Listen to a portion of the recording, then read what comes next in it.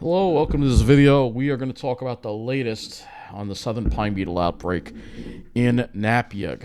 That's Napeague. That's between Amagansett and Montauk. All right, so this is a briefing from the state of New York.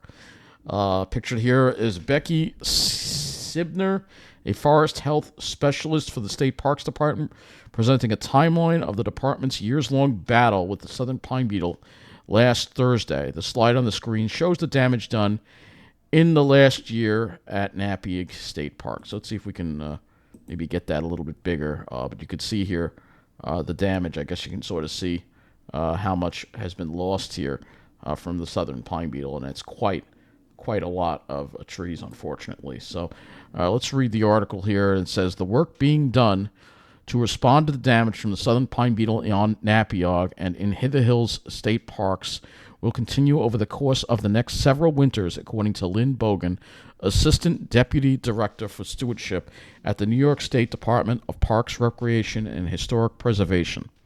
The department's next steps, Ms. Bogan said at a public meeting at Montauk Downs State Park last Thursday night, are to hire a certified burn boss to create a fuel mitigation and fire management plan and to propose and prioritize treatments for fuel mitigation and fire management. The burn boss will also continue to collaborate with local fire departments and the New York State Department of Environmental Conservation to ensure everyone is on the same page. So they are going to do some controlled burns. That's what it sounds like. The large-scale plan will also entail cutting down trees that will be piled and safely burned. The goal is to create buffer zones between the areas of pine so the beetle will have a harder time moving through the parks. The department refers to these dead and down trees as fuel. Ms. Bogan said one of the many speakers at last Thursday's meeting was one of the many speakers at last Thursday's meeting. Also present were George Gorman, Regional Director of the department, and Becky Sibner, a forest health specialist who painted the full picture of what has happened to both Napeague and Hither Hills State Parks since the beetle was first discovered there, as well as how the department has responded. We were told that it was probably a losing battle, Mr. Gorman said of the initial approach to fighting the beetle, but we had to do it to try and prevent it from spreading any further. The beetle is native to the southern United States, but has steadily migrated north. Our winters are getting warmer because of climate change, Ms. Sibner said, and as a result, the beetle has been able to really expand its range. The species is able to spawn multiple generations a year, and with warmer summers come more and more generations. The first step the department took were suppression cuts in 2022, focused on every infected tree and a buffer zone of healthy trees to stop the spread of the beetle. You're trying to knock down the populations, Ms. Sibner explained, and create large enough space so that they don't, that they won't move to healthier trees. This largely failed and forced the department to reassess its strategy going forward. Additionally, the northern long-eared bat was placed on the endangered species list in 2022, limiting the windows of when trees can be cut to between December 1st and February 28th and the month of June. For instance, the department cut down many dead trees along the Portmanock Path and Promised Land trails in 2024, but the trees had to be left on either side of the trails because of the small window for cutting. Is there any evidence of natural resistance? Andy Harris, a Montauk resident, asked during the question and answers session following the presentation. The short answer was no. The speed at which this beetle comes and hits the pines, there's not time to develop any natural resistance, Ms. Sibner replied, also noting that the healthier trees are naturally more resistant, but enough beetles can overcome this. The beetles rely on pheromones to call other beetles to trees, where they swarm and kill a tree in about 2 months. At full force, the beetle infestation can progress at a rate of about 120 feet per day. That is insane. The forced reassessment led the department to shift from rapid response and containment to long-term management and mitigation.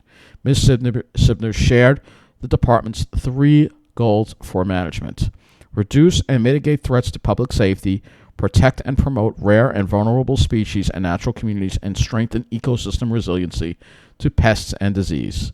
The New York State Department of Transportation also assisted in 2023 by removing trees along Montauk Highway to create a buffer zone there.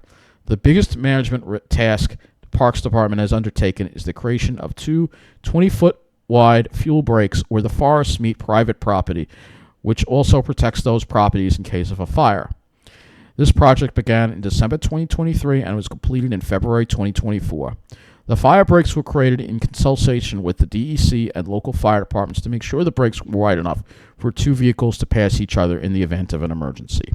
The department is also working on removing dense shrubs from the ground in many areas of the parks.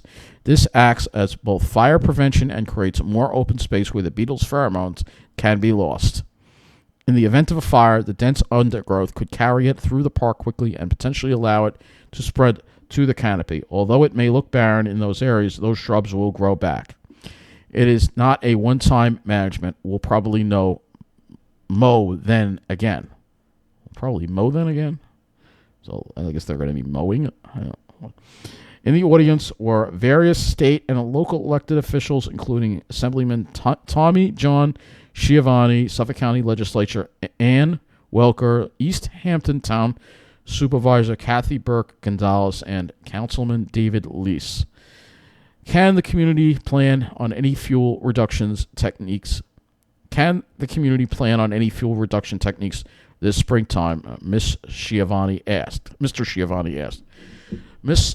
Sivner said that down trees along the Portmanock Path will begin to be piled up, and according to Ron Roush, Deputy Commissioner for Environmental Resources, the burning of those piles will likely not be before the fall, as the department is now searching for a burn boss. So they are searching for people. I'm glad they're responding, but they took too long, and now it got completely out of control. And that's just the sad truth of what happened in Napeague. And we can show you what has happened on Google Maps, and you can see all these areas here. This used to be all pines.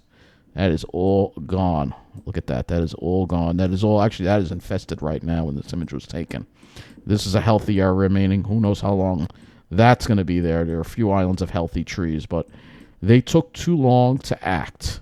And this is all already gone. So this is all completely gone here. They took way too long to act. And much of this is also gone. And then, thank God, the only area that seems to be okay is Lazy Point. So far, this area seems to be okay. I don't see any beetle outbreaks here. And then it also spread to the hills as well. Look at this.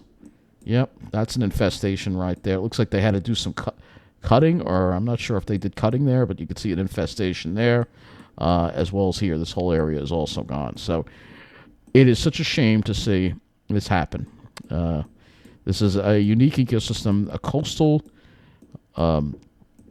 pitch pine duneland. New Jersey does not have coastal pitch pine dunelands. The only other place that these occur is on Cape Cod. So, and unfortunately, New York State took too long to act. Let's see if we can see any street views. Yep, here you go. This is from this past September, and you can see all the dead trees here. And we can take a look at all the street views and show you look at this. We go back to 2021, and it's still here. So you can see what happened here. 2021 to 2024, and it just breaks my heart to see what happened here and how New York State let this get so far out of control, and they still don't have a burn boss yet. I mean, come on, New Jersey gets these things done so quickly.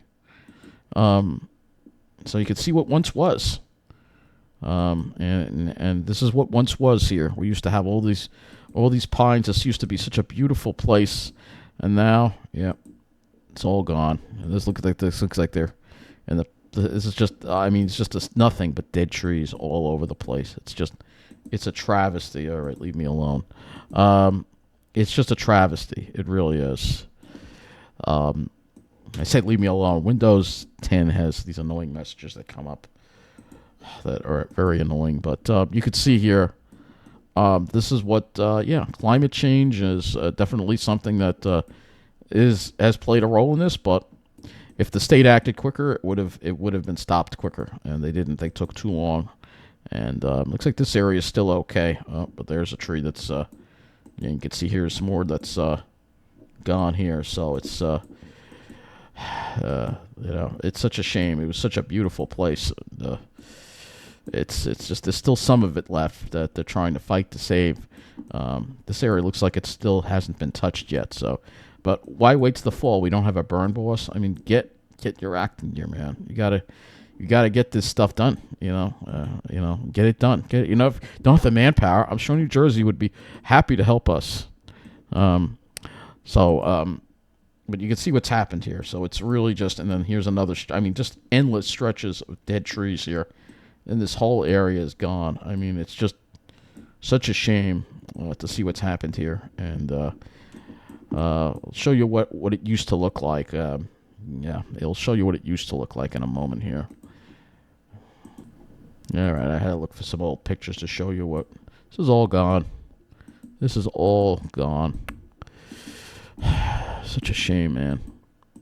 Didn't have to happen. Didn't have to happen. It just didn't have to happen. It's unbelievable. All gone.